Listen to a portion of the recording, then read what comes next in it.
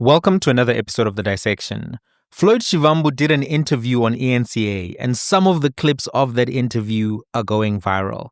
The man was doing a lot.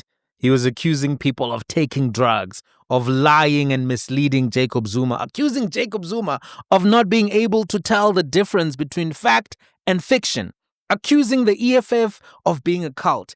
It felt like the man was in WWE SmackDown on Friday, fighting Roman Reigns and Batista. It was a lot. Let me not waste your time. Let me show you some of what he said. This is how things were going down in the DMs of Enca, the DMs between Floyd Shivambu and the billionaire donors who are watching some of these episodes, trying to figure out what's going on and who to bet on in the next election. This is what went down. That report came with him. And it was given to him by the people I refer to as scoundrels. Do you know who they are, by the way? I'm just curious. It's different people there. That includes an imbecile, a fool called Nhlamulo Ndhlela. One of the foolish leaders of Umkhonto Sizwe, who unfortunately represents the people there. He's always on drugs and always high on alcohol in terms of how he deals with issues. That is what we're dealing with every day. And he will even take pride that he is going to tell lies to President Zuma about him. And of course, he will use the otherwise very gullible and directionless daughter of President Zuma. Who of course has got first front row access to President Zuma by virtue of being the daughter. So that is basically what we're dealing with. And of course, Nhlamulo was working with this. Druggie on social media? I didn't say that. I didn't say she's a druggie. I said there are people who take drugs, which is true, and insult me on social media at night, and which is a fact in terms of what happens. Look, I don't want to deal with those issues. If anyone wants to challenge me about that, they can ask me privately as to who takes drugs and insult me, and I'll tell them. But I don't want to speak about that in public now. The majority of the political parties are just associations of self-seeking individuals, or cults, or family-run businesses who are about utilizing money for their own benefits and not for the benefit. Didn't you call the EFF a cult as well? Now that you mentioned the word, you've called the EFF a cult. Yes, I did explain that the EFF's internal democratic system qualify it to be a cult, because even when there is qualitatively superior alternatives and views that are presented in terms of how the organization should be run, one person decides its direction, its character, its content, and is the only person who speaks in all the major platforms of the organization. I mean, I was in the EFF for 11 years. Yeah. There were thousands of press conferences there. Even when I was the one who had qualitatively better explanations of some of the questions that would be asked there. A person will try to answer those questions because he wants to be the only one that speaks. Do you mean Julius Malema? Yes. Even if they were to ask about things that he has got no comprehension of, but would insist to be the only one that speaks.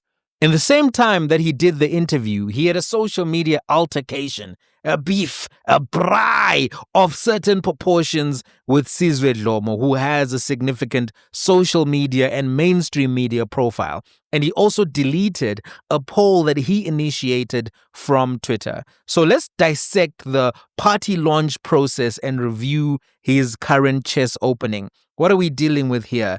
Queen's Gambit, King's Gambit. What are we dealing with here? Sicilian defense. What are we looking at, right? So let's start with the exchange with Sizwe Dhlomo. So Sizwe Dhlomo came in and said to Floyd Shivambu, your problem is that you don't know how to execute and you move like you're desperate. Chill, bro, Didisa. Lie low for like 2 months or something. Then come back and say you've consulted. Not this thing. So it's clear Sizwe Dhlomo thinks that Floyd Shivambu is moving too fast, and that in so doing, he may compromise his brand and compromise the very launch that he's trying to work on. So Floyd Shivambu didn't let this slide. He came back, and this is what he had to say about Sizwe Dhlomo's opinion. I humbly think you have an over-exaggerated view of yourself, brother. I don't know you, have never spoken to you, but you seem like you feel entitled to how I do politics. I don't know what you do, and I humbly advise that you focus there. Please, man. Please, focus on your own things there. I don't think it's true that Floyd Shivambu doesn't know who Sizwe Dhlomo is and who he represents or what he does. I think he knows that he's got a morning show that he does with Sol Penduga and others. Sees the World, I think it's called, every morning on Kaya FM, and it has good listenership. So I don't think that's true. Then Sizwe Dhlomo himself responded, a subtweet, not a direct tweet. He said something on his timeline, and this is what he said. In farming, you get something called soil degradation. This happens when you have overcultivated a specific part of land and all the nutrients are gone. What you need to do is to let the land rest. Keep it fallow for a while before you start planting again. That's what Dhlomo is saying. So you can tell that there's a difference of opinion and there's a bit of heavy-handedness. This conversation sparked its own conversation on social media. Both of the names of these individuals were trending, right? What was not trending, however, was the launch strategy of Mayibuye, which I think is going to be the name of the party, some version of that. And we have to be clear at this point. We know that there's a party that's on the way. This launch process is simply, formality, procedural formality to build credibility, to make it seem as if that the decision to form the party came from the grassroots. But I think we can all ascertain at this point that it's a foregone conclusion that there is going to be a political party. Mayibuye is going to be somewhere in the name of that political party. Let's move on to the Twitter poll and discuss that. So Floyd Shivambu posted a poll on X. It was a 24-hour poll. Shivambu wanted to gauge the sentiment and support for a new political party. However, the poll did not go the way that he wanted to. So he quickly did what people do when they see that things are getting hot on social media. He deleted. He folded. He packed that bag, got on the plane, fly SA fare to Cape Town with that poll, deleted it, threw it into the ocean, gone. Right? It was after 1 hour and 10,124 people had participated. And those numbers, 10,124 participants in an hour, are good numbers. That's a good turnout in terms of a Twitter poll. But it was not going the direction that Floyd wanted. It wasn't a good outcome for the narrative that he was trying to push. To be clear, social media platforms like Twitter are not fully representative of the South African population and sentiment. Not everyone has a smartphone. Not everyone is using social media that actively. Not everyone is using Twitter, and not everyone has data at various points. And Twitter is a smaller platform than WhatsApp, Facebook, YouTube, TikTok even. Right? The estimates vary, but between 3 to 5 million people use Twitter in South Africa on a monthly basis. The median age of that user base being 28, 29, thereabouts. So it's not fully representative. That much is clear. But it is one of the taste-making platforms and is influential in political discourse and politics in South Africa, right? The people who are using it quite actively are real people. And we've seen that the EFF, for instance, is very strong on Twitter, and they've been able to translate that along with the other stuff. You can't just use Twitter alone. They've been able to translate that to 1.5 million voters. 1.5 million voters, around about 9% of the electorate, 9.6% of the electorate, close to 10% of the electorate. So Twitter can get you 10%. If we say that EFF is a Twitter party, Twitter can get you 10%. Right? So it's not insignificant because other parties are struggling. Patriotic Alliance is under 1%, I think. Or if you look at IFP, they're on 3.6%. Look at other political parties struggling to get to that 10%. It's not a small number. So Twitter is significant and it does matter to the discourse in as much as it's not fully representative. And there are other variables that I think we have to be aware of that make South Africa different from the USA, the UK, Canada, Italy, and other places where social media, France, has played a bigger role, right? The other dynamics are that we're coming out of a period where we've got an older group of voters who were voting on the basis of affiliation to liberation movements and also affiliation to apartheid political parties, right? The first election, the National Party got 20% of the vote. ANC got a significant amount of the vote, right? So if you look at that, in and of itself, that tells you that the dynamics are influenced not only by the current, but by the past, right? You still have people who are, let's say, over 60, who are not necessarily online, but are going to be voting for parties like the ANC. You have a large demographic who's voting for the DA who are online. and are going to vote for the DA exclusively, right? So as the demographics change, as the psychographics change, you're going to see a bigger influence within the South African political space from social media, from YouTube, etc. It may take 5 years, it may take 10 years, but over time, as more and more people start voting based on what conversations they're having online, and as media continues to be in decline, you're going to see a bigger share of votes coming from social media, influence, discourse, etc., similar to what you see in France and Canada, in the USA, etc. So the older ANC voters are not necessarily going to be alive forever, and they're already becoming a smaller factor in the outcomes of the election. So yes, it's true that you can't win elections on Twitter, but it is a significant part of the discourse, and we'll see online platforms playing a bigger role as time goes. So they do matter, and Floyd obviously appreciates that. That's why he's active on Twitter. That's why it's one of his biggest platforms, right? MK actually benefited a lot from TikTok. I was surprised how big the MK community is on TikTok.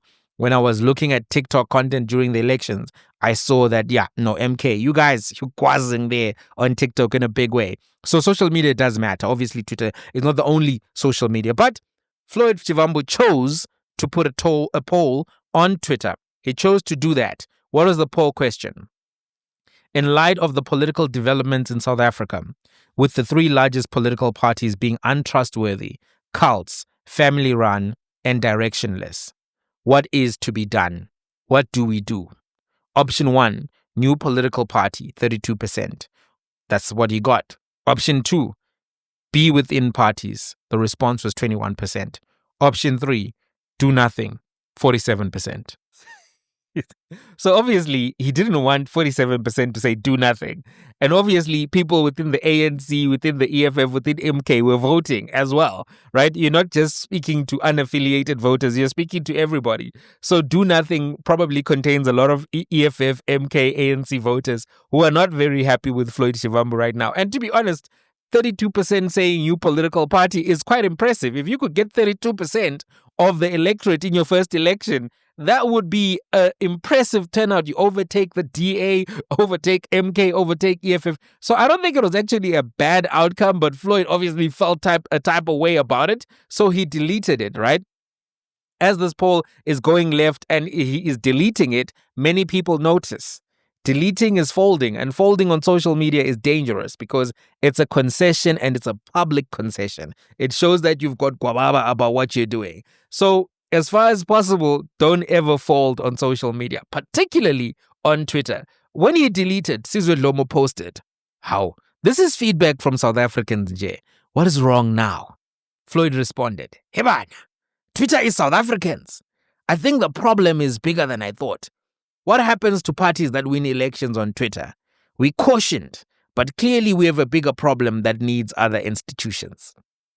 The only problem with what Floyd responded saying is that this is your poll. It didn't come from nowhere. You put it there. You knew that Twitter is not South Africans, but you asked Twitter still, right? So the whole of South Africa. So the response doesn't seem genuine. All of this, I think, leads us to ask this fundamental question around, does Floyd Shivambu have the capacity to sustain message discipline? In the ENCA interview, Floyd Shivambu struggled with message discipline. In communications, you need to be able to choose a script, choose a message, public persona, and sustain that. The political person that we interact with is not necessarily the private person that your family members interact with. To be quite honest with you, I don't know Barack Obama. I know the public persona called Barack Obama.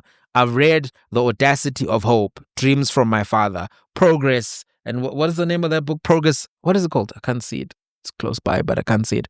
So I've read them. And in as much as I understand Barack Obama's personal thinking and his, early thoughts around his father, family, Africa, Kenya, and all of these other things, I don't actually know the man. I know the image of the man that he wanted us to know. And that's the reality with politicians. That's like with Beyonce. Do you know Beyonce? You don't know Beyonce. You know Beyonce's image, you know Beyonce's PR, and it's a very carefully curated image. It's not the wild, wild west there under Beyonce, and the Beehive can confirm. It's a very well curated and very well tailored message, right? So you need to be able to do that. You choose your script, you choose your persona, you sustain that. You need to be able to keep the public focused on your organizational goals and objectives, your message. You need to deflect questions in interviews, questions that you don't want to address. And you need to watch out for falling into the traps that interviewers are trying to set. And you need to come off likable and professional. I think that in the interview, Floyd failed to have message discipline at critical moments, right? Let's think about where Floyd is right now. In 308 days, you've been in 3 political parties. People are concerned about allegations around your management of money and your management of organizations and your participation as a team player. These are legitimate concerns. At this point, Floyd has to demonstrate to the public that he has several attributes to succeed in the political game he's playing.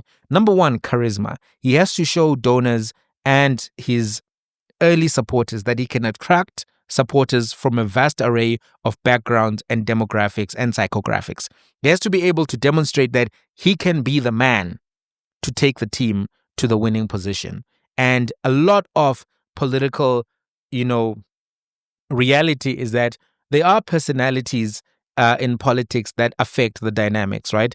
Jacob Zuma is able to be a humble man, somebody who is relatable, somebody who people feel that they can connect with, which is why they love him. Look at Mbuyiseni Ndlozi. The students loved him. He's singing along with them. He's on campuses on the ground. That's part of, personality politics, retail politics. It's part of it. And he has to be able to demonstrate that he can do retail politics at a high level and better than his competitors, right? That's number 1. Number 2, he has to show temperament. He has to show donors and future supporters that he will be able to manage his temper, manage his temperament, and that also that they will be listened to, that this consulting is genuine, that he will be able to make adjustments based on feedback. Nobody wants to join a new organization where they feel like sheep. They want to actually feel like shareholders. So he has to be able to demonstrate to the public that he's going to do that. Why would they leave wherever they're at right now if they feel that they're going to be dealing with an arrogant and dismissive leader? People don't want that. They want to feel included. They want to feel part of the process. He also has to show donors and the public that he's a sound strategist and tactician. He has to show that he has the strategical expertise to land this plane in a successful position. He has to show managerial skills, that he's a team builder, that he can attract top political talent and talent from across the board. Because he's saying EFF can attract talent. This one can't do this. That one can't do this. This one cannot cross the 10% mark and stay over the 10% mark. So you have to show that you have everything that it takes to be able to execute on those particular tactics, objectives, and be able to build the team that can go over 10%, over 20%. And he has to differentiate, finally, the organization he is building from the existing organization. He has to show what is different about the party that he wants to create in terms of ideology, in terms of manifesto, in terms of program of action, in terms of operational procedure, in terms of a variety of things which would matter to an organization, branding, etc. You have to show differentiation. That's where he's at right now. You want to be the leader. This is the journey that you've taken. You want to show that you do have everything that it takes to be the main man with the plan. And so you have to demonstrate in the interviews consistently that you are that guy. You are him. Timothy, Book of Timothy, verse 1. You have to show you are the guy with these particular attributes, right? What is Floyd Shivambu's main message actually? Or what does he want to convey at this particular point? His message is that they have 14,000 volunteers ready to go following the launch of the consultative process. His message is that on Friday, they will be announcing the leadership of the Mayibuye consultative process. His message is that they will be able to announce a program of action on that Friday. Essentially, he's trying to prove that he has motion and momentum, right? And that he is different and creating something different from a personality-driven thing or a cult, etc. It's very curious to me that he's not speaking much about the Democratic Alliance. He's very focused on attacking EFF and MK. But anyway, that's part of his message. That's what he wants to land. But unfortunately, because of the way the interviews are going, that's not what's landing. And that's why I'm saying I think he struggled with message discipline and with personal branding in that interview. The discussion now on social media is not about what's going to happen on Friday, although I think that is something important that ought to be discussed, right? The discussion is now about Zuma, the EFF, Nhlamulo Ndhlela, whether he's taking cocaine or whatever drugs that he's alleged to be taking. So I think that at the beginning of the interview, Floyd lost some focus and he started participating in attacks on leaders of the MK, the EFF, and that when he tried to calm it down, it was too late. He did try in the second half of the interview to bring the discussion back to being about Mayibuye, but I think it took him too long and the damage was already done.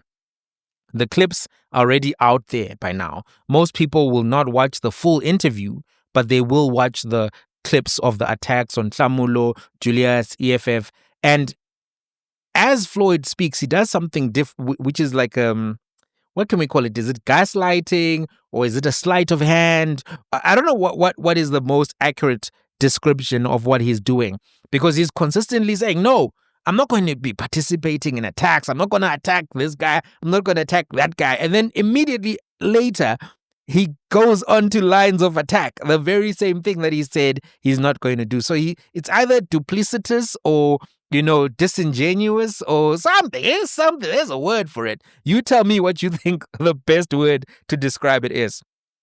And let's be clear. Some people were like, he didn't attack Zuma last time. But he did attack Zuma. When you say Zuma was misled, or when you say the MK is a personal project, or when you attack Jacob Zuma's daughter and intimate that she's taking drugs at midnight and attacking you and that she's gullible, these are attacks on Zuma as well. Because you're saying that maybe he's so old that he can't tell what's fact, what's fiction, and that he's not playing the chess game of politics with full information and full mental acuity. It's an attack on him. And it's an attack on his organization. There are attacks on Jacob Zuma. When you say my party lacks ideological depth, you are attacking me. It's an attack. It's an attack. How can you come there when I'm positioning myself as one of the elders of South African politics, the guy who was playing chess with Thabo Mbeki in prison and beating him, and then you come and say, to the guy who says that he was the founder of South Africa's inclusion to BRICS, or the person who led to South Africa being included in BRICS, then you come and say, no, this thing lacks ideological depth. It's an attack. It is an attack, and that's some of the stuff that they've been saying. So let's be clear that he has been attacking these organizations and entities, and people fairly are pointing out, well, how can you be in an organization for 11 years, claim to have chosen the colors, to have written the cardinal pillars, written the constitution, provided the Marxist, Leninist, Fanonian framework, and participated in elections multiple times? You're there for 11 years, right? And in all of that time, you're like, no, this is a cult. This one is cult. Cultarama. We're culting at a high level of cult here. But then at the same time, you come and say, no, I'm changed now. I'm changed.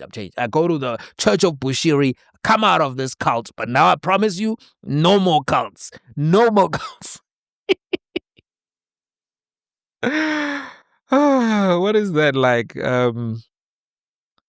That is like going to a Didi party and not expecting baby oil to show up at some point, right? Baby's like, no, I know. Didi's like, I know what you heard about baby oil. No more baby oil. There's going to be baby oil. So anyway, let's refocus the conversation, right? Let's refocus the conversation. All I'm trying to say is that message discipline is important. And he didn't display full message discipline because he started talking about all of this other stuff. Now, on the strategy front, was Sizwe Dhlomo right? Is he moving too fast? I think Sizwe is onto something. In fact, I'm not sure what the hurry is as well. I think that Floyd, Mayibuye have lots of time. And perhaps they should have waited even until after local government elections. I actually think that choosing to contest local government elections is very tough terrain. You have to have a strong candidate in every ward. You have to overtake ANC, DA, MK, and the DA is going to be very well funded. They are strong when it comes to local government elections.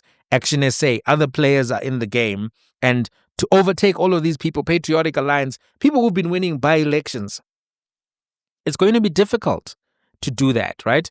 And if you don't do well, the criticism for the low performances can actually be limiting to your momentum and your narrative. People like to join something that seems as if it's got prospects to win. They like to join a winning team. They like to join a place with momentum. So imagine a situation where you're not getting outcomes, right? You don't win any awards, or you win 1 or 2 or 0. What's the narrative going to be? Because at the local government election, some of the issues are strictly local, and people are looking at your candidate, and he may not be liked or respected in the community. So when someone comes to you and says, yeah, let me run under, Mayibuye, they may have been rejected by ANC, DA, MK, EFF, Action SA, Patriotic Alliance, IFP, and a variety of other people. So you could be getting the weakest candidate because other candidates have had time to grow their relationships in those particular organizations. So now local government is tough. It's tough. That's why even the EFF struggles at local government, because each candidate matters. Each candidate matters.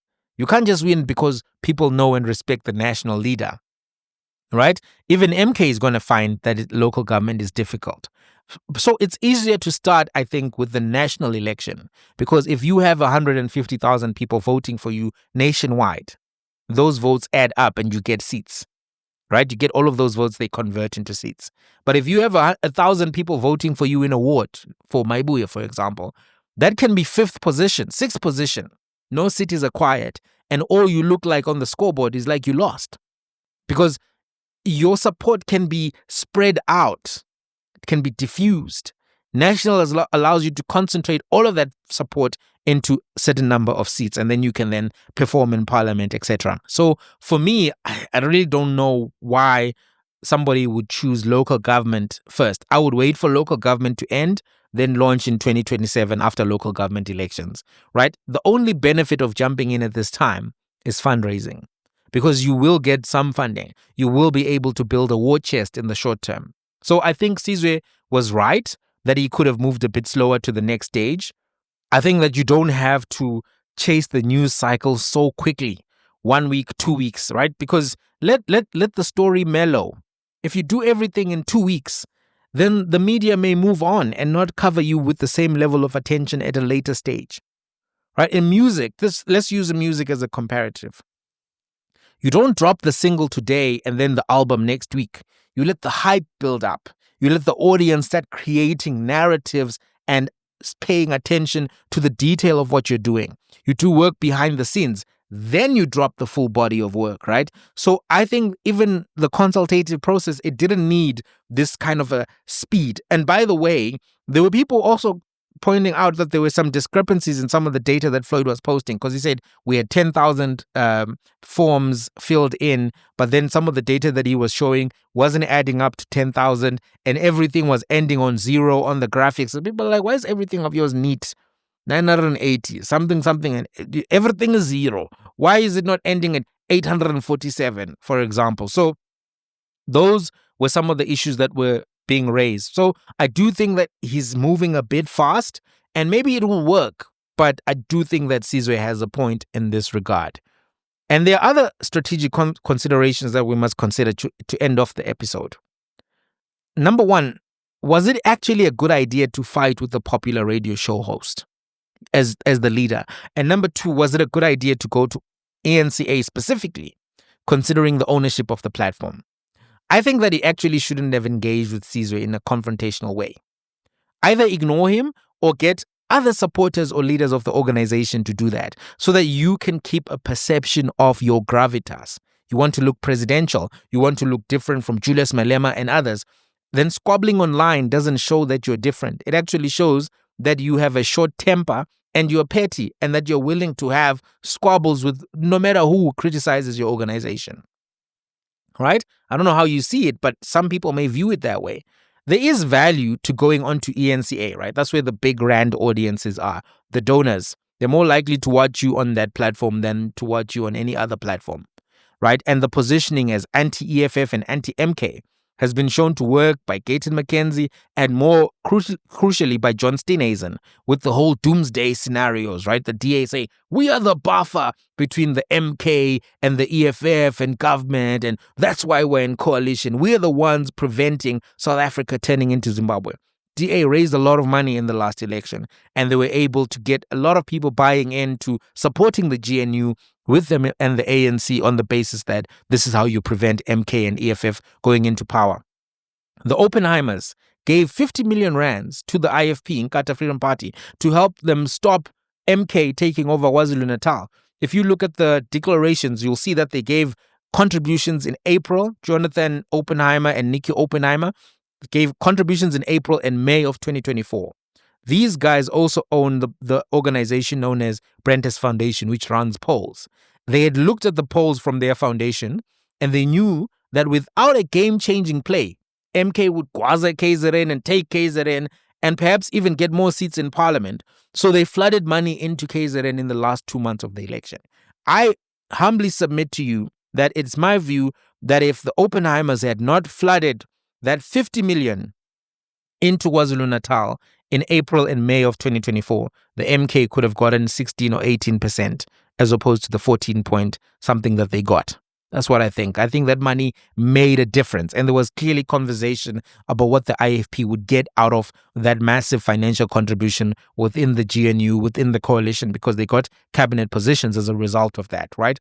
So if you're trying to show the Oppenheimers that you are their next option against the EFF and the MK and that you can weaken the EFF and the MK, ENCA is a great platform to go. Good strategy from him in that respect. Also, failing to attack the DA or choosing not to attack the DA is also a way of you saying, hey guys, I'm not here to deal with John Steenhuisen and the other ones.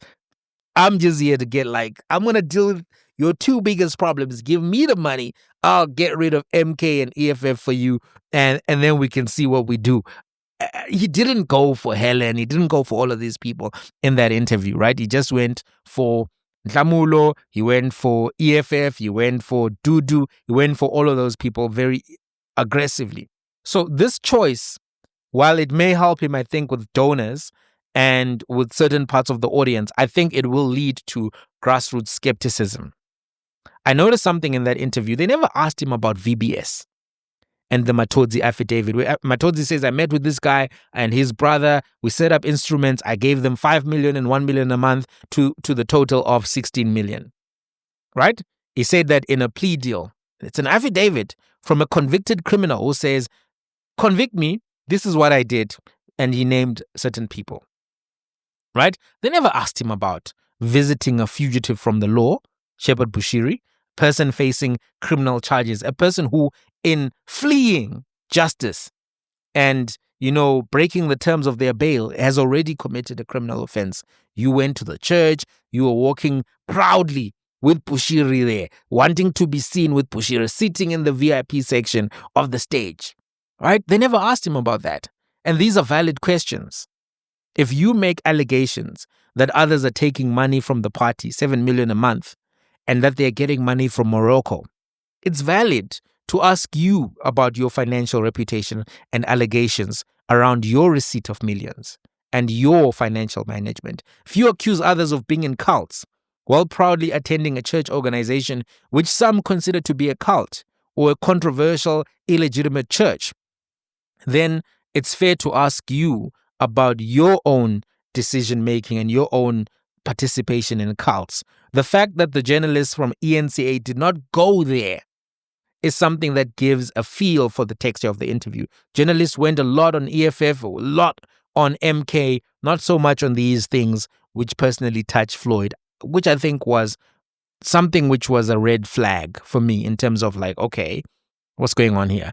Rupert has mentioned that he frequently communicated with Shivambu, called him friends. He said that he has met Shivambu. Shivambu was looking for money for a hospital. Shivambu is the one who told him to go to Power FM to do the interview with Given Mkari. He said that, he gets along with Floyd. That's what Rupert said. Chapter 3 of the book Stellenbosch Mafia. He's told the journalist Peter du Toit that he has a relationship with Floyd Shivambu. And by the way, Rupert seems to have relationships with powerful politicians. He even said that Ronald Nhlamulo, was a reformed radical and that Donald Trump must understand that these chaps can change. Tapping him here like, Ronald Nhlamulo, my radical guy who saw the light. Nhlamulo, somebody must ask him one day, what was he talking about with Rupert? Point being, we can't discredit what Rupert says about his relationships with his people. We really can't. Some of them deny it, and Floyd said, I don't know the guy. But then he also showed text messages that he was sending to Rupert. He cut out all of the stuff, but he just sent one message saying, if you say this about me, then I'm gonna, Chief, you've got Rupert's number. You are WhatsApping Rupert, South Africa's richest man. You WhatsApp him, he responds to you. Must be nice. But I know that's not normal. Very few politicians, very few people in Africa and the world. You and Donald Trump, you are WhatsApping Rupert. You don't even play golf as far as I know. So what is the discourse about with Rupert?